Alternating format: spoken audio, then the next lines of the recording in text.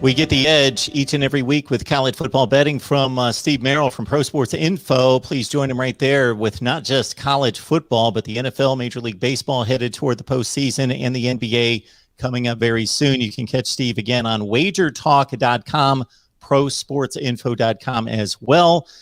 Join us on Patreon as well for Steve's Under the Radar selection of the week. And also, I hit on 17 of 24 against the spread last week, 29-19 for the season, around 61 to 62%. So that'll do pretty well for you, most likely. Steve, how you doing today? Hey, doing well, Mark. Excited to talk about week 3, I guess. Technically week 3.5, right, if we don't count week 0. But it's amazing to think that we have that many weeks of the college football season under our belt already.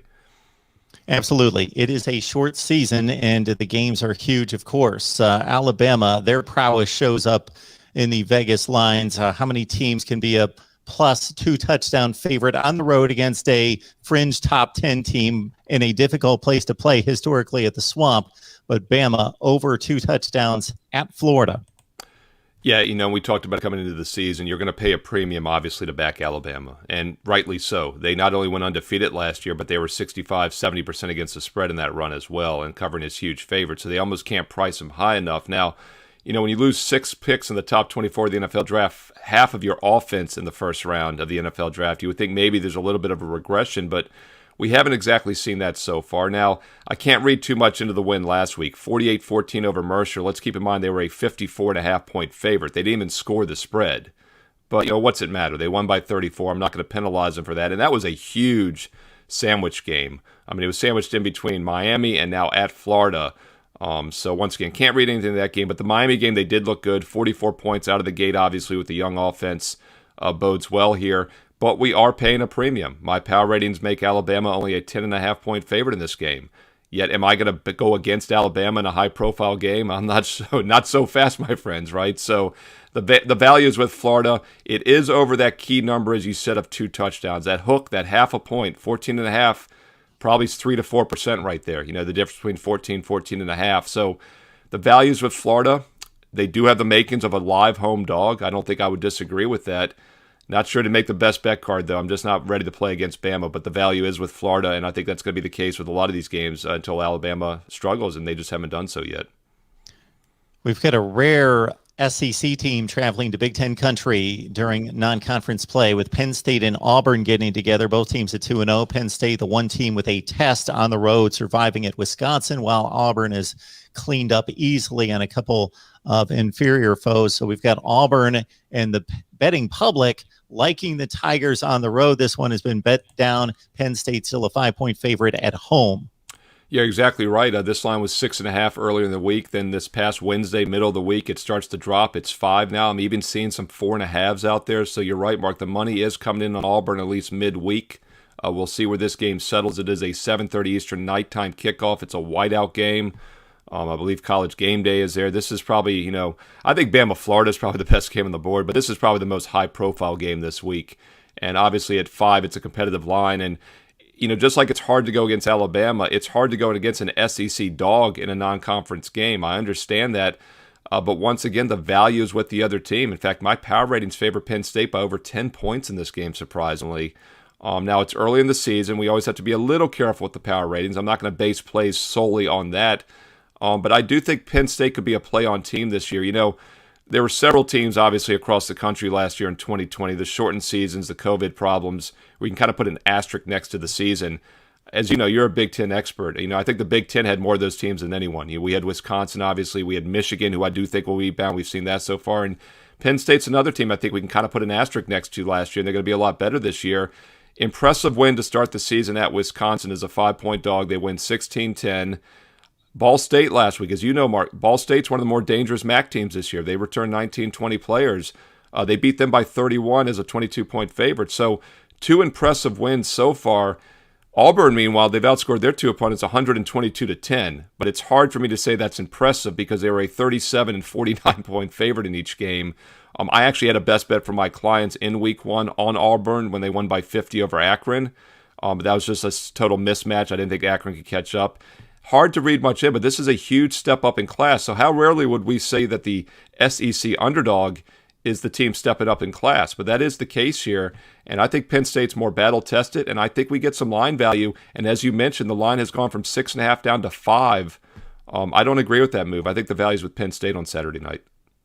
Folks, we get Steve Merrill on the line as we do each and every week to set us up for the biggest 3 games of the college football weekend. You can catch Steve on prosportsinfo.com, also on wagertalk.com. You can look up those videos, correct, right here on YouTube, Steve? Yeah, Wager Talk TV right here on YouTube. Wager Talk TV. I do NASCAR on Fridays, do some baseball, then, of course, college football. And then the most popular video, Mark, is my Fade the NFL, Fade the Public. I put up the 3 most public NFL plays each weekend.